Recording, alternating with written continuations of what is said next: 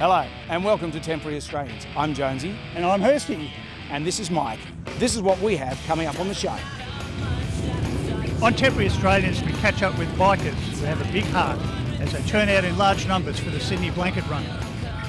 The Jonesy goes back in time and visits the Silverwater Street and Custom Motorcycle Show. We find out what motorcycling fun the V8 superstars Todd and Rick Kelly get up to. We also find out what makes a street fighter. And Dr. Brendan Nelson, former Australian opposition leader, confesses to his bad behaviour. We discover what motorcycling courage is all about, and the Lord Mayor of Parramatta tells us why bikies are welcome in his city.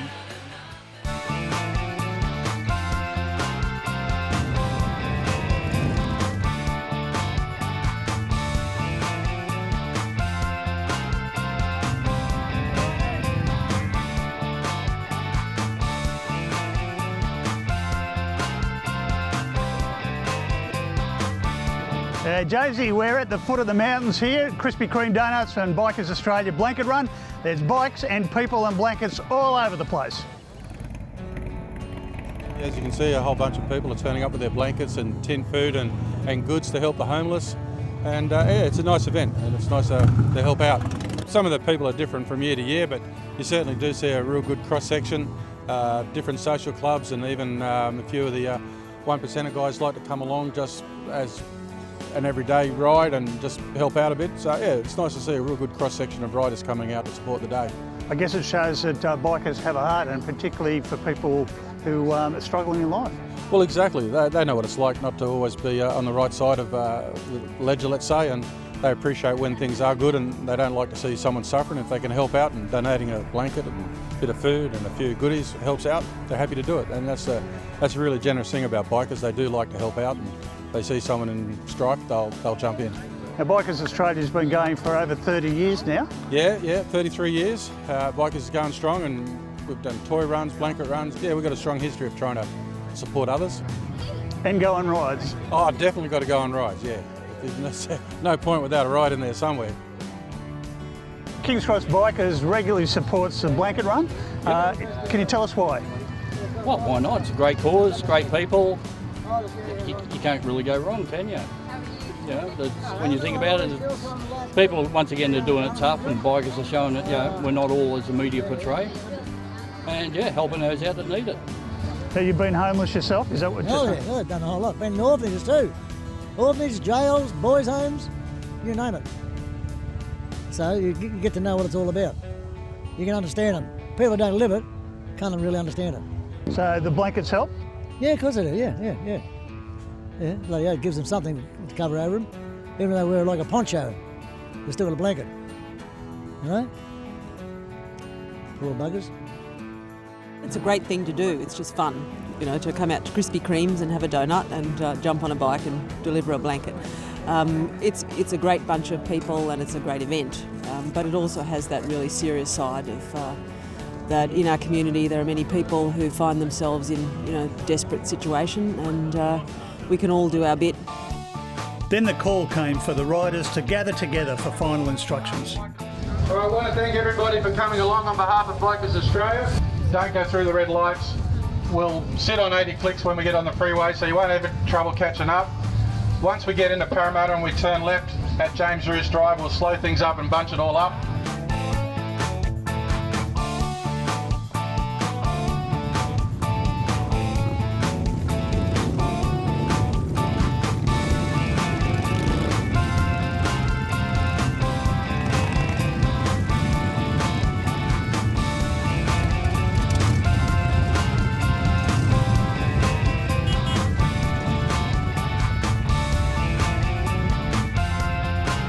When all the big-hearted bikers were ready, it was off to Parramatta.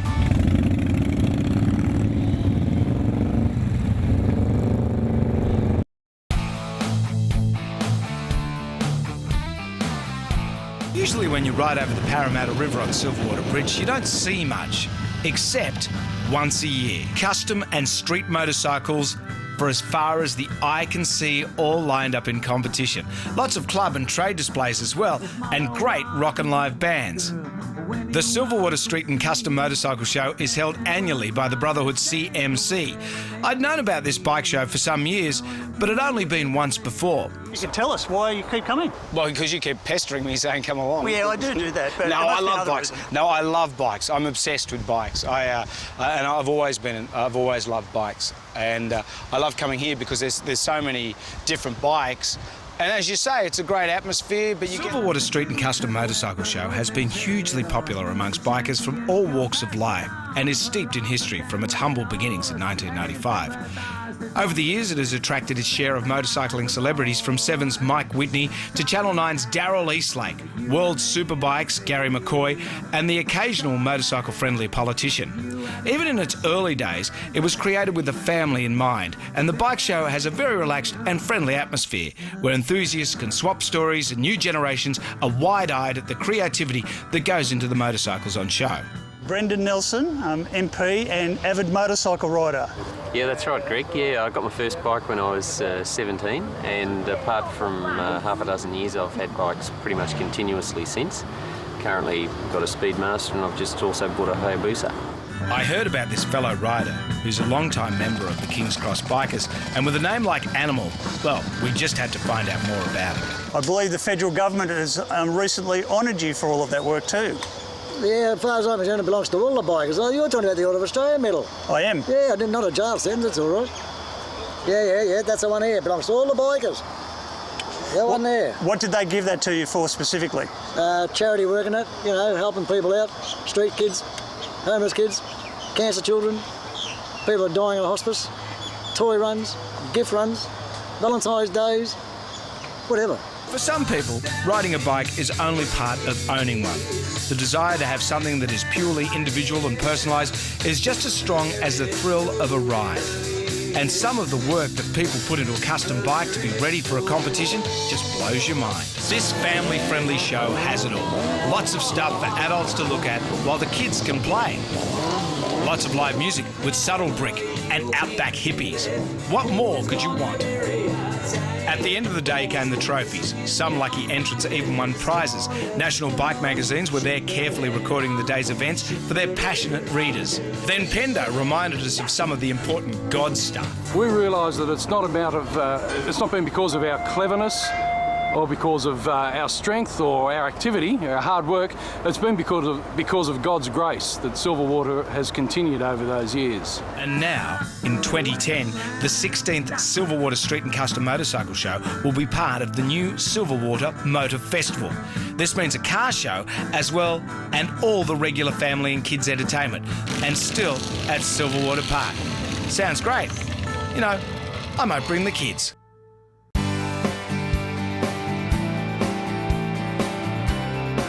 Do you ever wonder what V8 drivers Todd and Rick Kelly get up to when they're not racing at Bathurst or anywhere else in Australia for that matter?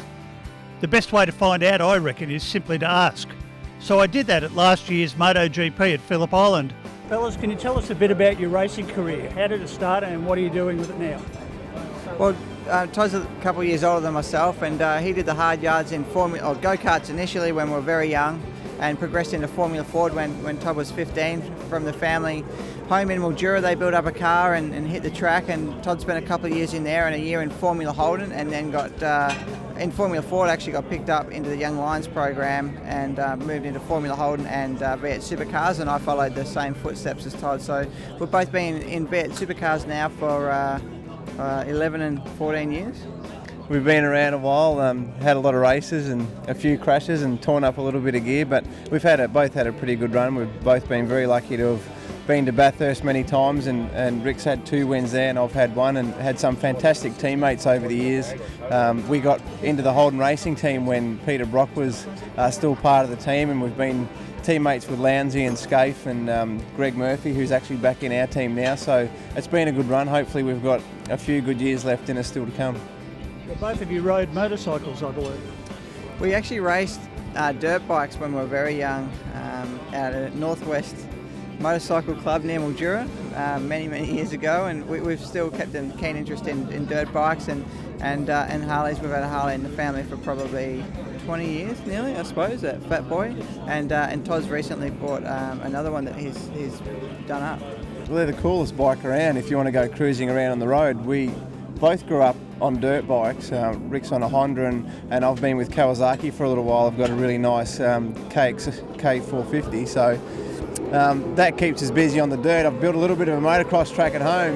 When we don't want to get dirty on the dirt, we jump on the Harley. I've just finished doing a 2010 Softail Heritage where I've done a whole paint job on it and made my own exhaust pipes and did a few bits and pieces. So it's good both to pull it apart in the shed and have a bit of a hobby to modify it, and then it's also good to go for a burn and go for a cruise around on the road in it. Do you do much riding around Mildura? To be honest, Todd and I both moved to Melbourne when we were quite young, so we haven't done a lot of riding around Mildura. Most of the motorbike activity is done in the shed, working on them more than actually riding them. A lot of people do that. So is that your favourite part, or you rather have a riding part? We really don't get to ride that often nowadays. With running a race team and doing all of the races through the year, it's so busy. To get a weekend off or a day off is quite difficult, but there's a few boys that get out on the Kawasaki's up in the hills around Melbourne here. Really probably 2, maybe 3 times a year. If I'm lucky, I'll go for a decent dirt bike ride. But the good thing about the Harley is you can, on a nice day, you can jump on the Harley and ride it to and from work on the odd day. So it's a lot more accessible to us when we don't have a lot of time. Amongst the other V8 drivers, have you found there are many who ride as well? Yeah, there's a lot of guys that ride bikes, whether road bikes or Harleys or dirt bikes. A lot of the boys get on a dirt bike. A lot of the other drivers tend to have a lot more spare time than us.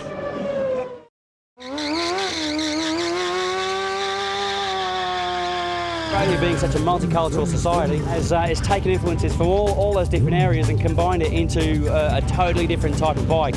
The Aussie Fighter, it's something like we've never seen before anywhere else in the world.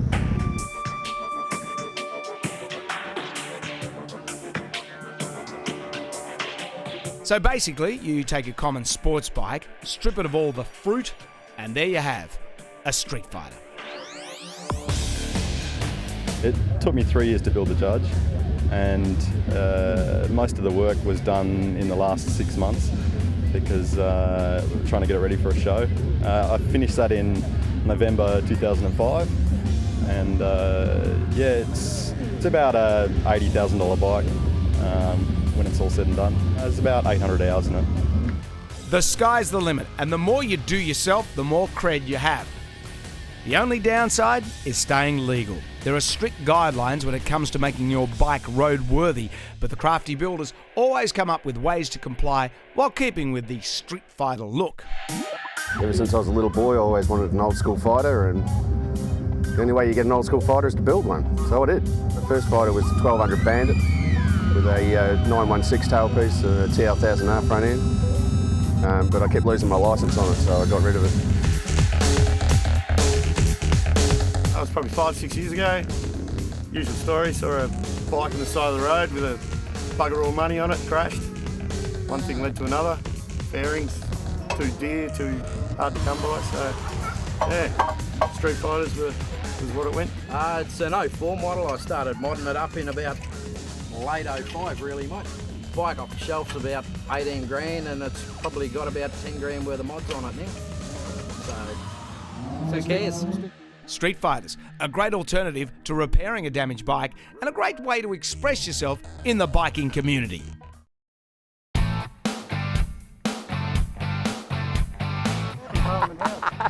Well, at the time I was Australia's Defence Minister, and I've got my Speedmaster, and I went to go into the ministerial car park and the guy wouldn't let me in. So, I took the helmet off, and as soon as he saw me, he was embarrassed that he'd stopped me from going in. But the other thing I did was the journos there wanted to get a photograph of me and one of the other guys with our bikes. So I just rode up onto the forecourt in front of the Parliament, just to sit there. So I'm sitting there as I am on this boulevard, and next thing, the security guys are all over us. And of course, then they realise it's me, and they sort of backed off a bit. But I think the key thing for every single person to remember is that under the helmet, on a motorcycle, is an everyday Australian, somebody's son or daughter, husband, wife, girlfriend, mother, father, grandfather, all kinds of people from all walks of life. And any of the stereotypes that people have had, at any time in their lives about motorcycling have got to be challenged because they're wrong. I'm here at Cranbourne with Alan Zimmer, better known as No Brakes to his mates in MRA. He's down here for the AusGP run as one of the marshals, and he's going to tell us about how he's modified his bike so he can ride with one arm. It was basically a side spike by four-wheel drive with a bull bar. Yep. And he was a right-hander. I was on a sports bike, leaned into it, and I don't remember it, but going by the witness behind me and everything, and we know for a fact he side-spiked me. What it basically did was hit the arm there and mashed all the meat inside. Yep. Broke everything on the shoulder blade, broke the whole lot, just broke out. Then the arm was like a torn off doll arm. Yep. And the main injury is the solar plexus, which is your nerves that control your arm. Yep. They're ripped out of near my spine. So they couldn't, even though they fixed the arm and put it back, it was actually useless. How long after the accident did you decide you wanted to ride again? Oh, before the accident, in the hospital. As soon as I woke up from the coma. So you've modified the bike so that you can ride? In my own head I knew it could be done. I just had to work out how to modify it. And that was pretty easily, seeing as I'm mechanical in that sort of field. Oh, can you show us what you did, mate, please? Yeah. So that's your brake, and that's your clutch. Okay. And that's the throttle. And then that's how I ride, basically. That's my throttle, that's my starter button, that's my blinkers, everything there. So the whole lot there, you can run the bike from this side? Totally, yeah. It's also conditioning my licence now. And you cope on the long rides okay? Yeah, it looks like just coming back in a week, 4,500 k's. And I look happy, don't I? Doing pretty good. Yeah, I went to see the daughter in Brisbane, picked up a few mates in Sydney, and then came back down again. Through the hills, through the gravel. I went around Australia last year. Yep. That took me 6 weeks, because somebody said you can't do it with one arm. So I'm a bit, That's challenging for you, isn't it? Yeah. When people say you can't do it. And a lot of people say, well, it's good on you. Other people say you're an idiot for, what the bike did to you. I said the bike didn't do it. You know what the Aussie sense of humour is, mate. Yeah. If you're going to limp, or they'll call you hoppy. If you've got to have a nickname if you've lost an arm. Yeah. Mate. Well, actually, better known as No Brakes, because I got a No Brakes. Yep. nickname which the club gave me because apparently I don't use my brake lights much.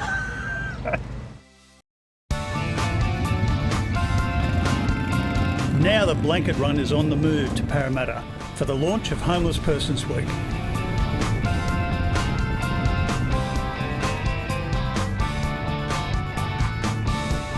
We see a mass of bikes on the road sticking together. You know something's been organised. People often assume the worst, but mostly they are riding with friends, campaigning for something good for motorcycling, or even helping the homeless. Quite a number of the people that come along are sleeping rough or in a cycle of homelessness where they're not real sure, where they might be staying. And yeah, it's good to attract them and to make them feel welcome. And when we've got the blankets, if people are in that situation, then Anglicare give them a blanket. The idea is to basically build up that sense of belonging. They're a part of the Parramatta community, they're a part of the day, and just to make everybody feel welcome and that we're a whole of community. This is one of the best ways to celebrate Homeless Week. To be able to come out and connect with a community like you've done today is something you should truly be proud of.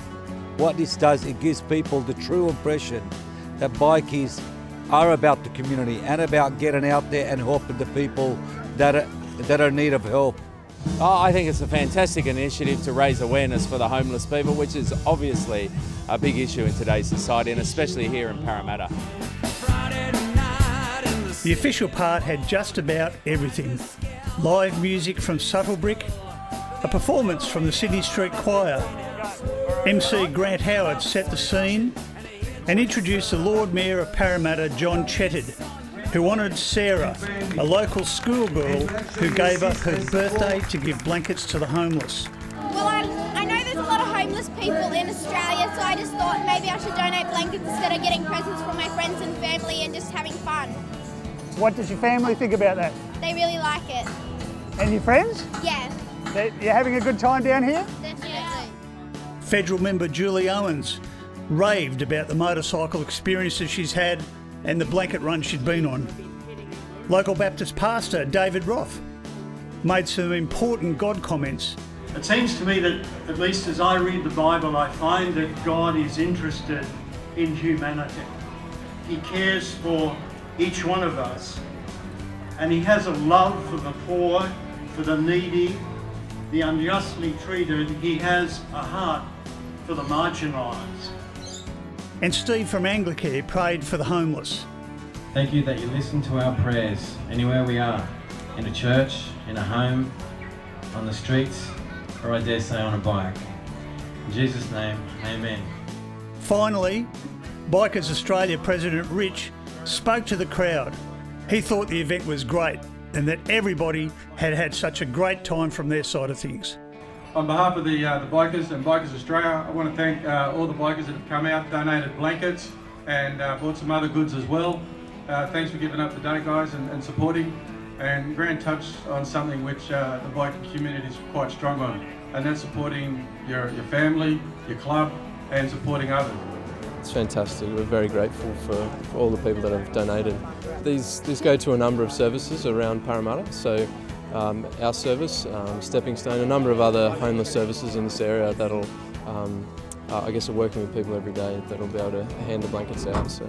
I want to commend Anglicare for the great work, all the volunteers here, and all the bikers that you've gathered down here today is something magnificent. Our city is proud to host this Homeless Week. Bikes are leaving. We've had a great time at Parramatta. Lots of blankets and very important things were said by the local community. And it's good to hear the Lord Mayor thinks bikers are great. So come along next year.